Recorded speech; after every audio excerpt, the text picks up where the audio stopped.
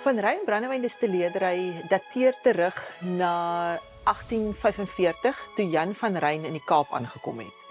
Hy het 'n drankwinkel begin, maar ook brandewyn gemaak en verouder en dit is waar alles begin het. In 1905 is die distilleerdery waar ons nou staan gebou en dit is waar die hele distilleerdery veroudering van Ryn dan nou regtig pos gevat het. En van die begin af het Jan geglo dat kwaliteit van brandewyn is verskriklik belangrik en dit kry jy net wanneer jy brandewyn vir 'n lang tydperk verouder. So ons glo nog steeds dat brandewyn moet 'n lang tyd in hout spandeer om regtig te ontwikkel na die beste wat daar is.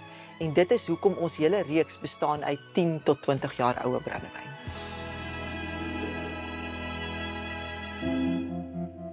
Van Ryn produseer klein hoeveelhede. Ons is nie 'n produsent wat honderde duisende liters produseer nie.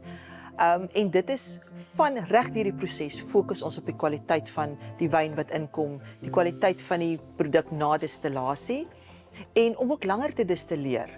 Dis 'n sagter proses. Die vate wat ons gebruik tydens veroudering speel 'n massiewe groot rol en ook ons is in 'n koeler klimaat met ook meer vog, so jy kry ook 'n bietjie stadige verouderingsproses wat ook dan jou geure meer geïntegreerd maak en dan die vermengingsproses. Dit is waar die groot geheim inkom wat jy bymekaar sit om daai unieke produk te produseer. Brandewyne oor die wêreld verskil die regulasies rondom brandewynproduksie. So ons voldoen aan konjak. So wat ons produseer is Suid-Afrikaanse konjak. Ons produksieproses is presies dieselfde en alles moet van druiwe afkom. Dit moet gedubbel distilleer word, dit moet in eikenhout vate verouder word. Waar in ander dele van die wêreld kan jy neutrale spiritus gebruik, jy kan kleursel en geursel bygooi en jy kan dit 'n brandewyn of 'n whisky noem. So dit is hoekom Suid-Afrika die beste brandewyn in die wêreld konstant produseer, omdat ons daai regulasies het waaraan ons voldoen.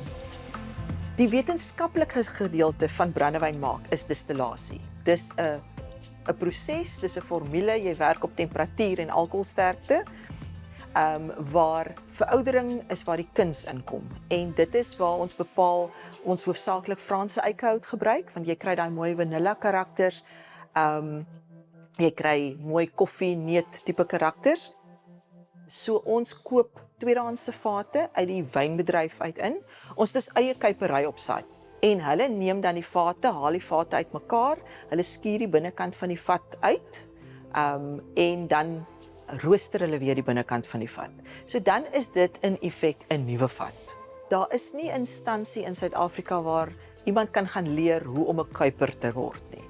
So die kuipers wat ons op die perseel het, ons het 20, baie van hulle het hier begin toe hulle 16 of 18 was en hulle is nou 56, 58, baie naby aan aftrede.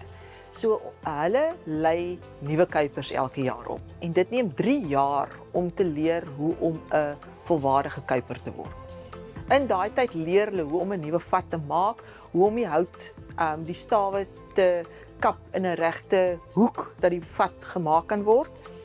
Hulle maak ook hulle eie tools wat hulle dan gebruik in hierdie proses. So dis hoekom dit so lank neem om hulle te leer, want hulle moet alles self maak en daarna word hulle dan nou deur die kuiperybestuurder afgeteken as hulle is bevoeg en dan kan hulle dan 'n kuiper wees.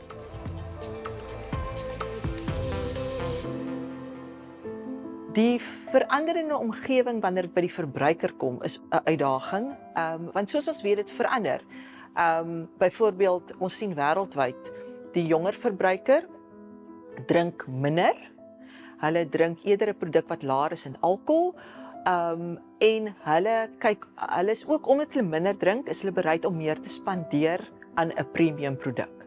So, jy moet konstant verander om by die verbruiker aan te pas. Want dit help nie, jy produseer iets wat die verbruiker nie gaan drink nie, dan sit jy daarmee. So, dis die twee groot goed wat 'n uitdaging is vir ons.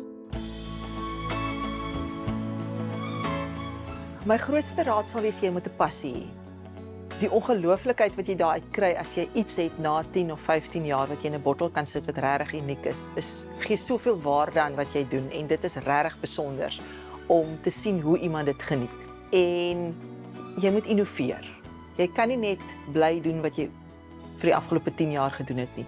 Innoveer.